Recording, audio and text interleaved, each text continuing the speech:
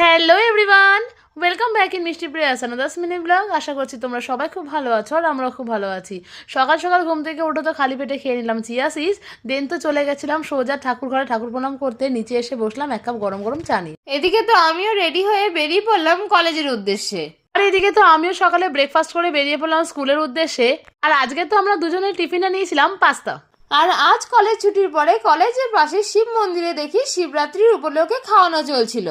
এই সুযোগটাই তো আমরা সদ্ব্যবহার করলাম। আর এদিকে আমরা সব বন্ধু বান্ধবীরা মিলে বসে পড়লাম প্রসাদ খাওয়ার জন্য। হঠাৎ করে পুজোর প্রসাদ পেয়ে আমরা সব বন্ধু বান্ধবীরা এক্সাইটেড হয়ে গেছিলাম। আর তোমরা তো দেখতেই পাচ্ছ আমরা কত আনন্দ করে খাচ্ছি। আর পুজোর প্রসাদে কি কি খেলাম সেটা তোমাদের সঙ্গে আমি আলাদা ভিডিওতে শেয়ার করব। দেন তো বাড়ির পথে রওনা দিলাম। আর এদিকে তো আমিও স্কুল ছুটির পরে বাড়ির পথে রওনা দিলাম।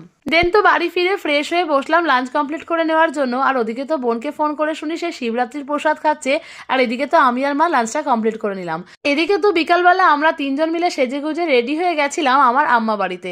আজকে তো ছিল আমার ছোট পিসির মেয়ে রিয়ার জন্মদিন। ওর জন্মদিনটা আম্মার বাড়িতে সেলিব্রেশন করা হয়েছিল, কারণ আমরা সব বোনেরা এক জায়গায় জড়ো হয়েছিলাম। আর এদিকে তো শুরু হয়ে গেল কেক কাটিং সেলিব্রেশন। আর তার সাথে তো হাসি মজা ইয়ার্কি ঠাট্টা তো আছেই। আর তার সাথে হচ্ছিল অনেক অনেক ফটো সেশন। আর এই বার্থডে সেলিব্রেশনে পুরো প্ল্যানিংটা তো ছিলই আমার জামাইবাবুর, যিনি হচ্ছেন একাই 100।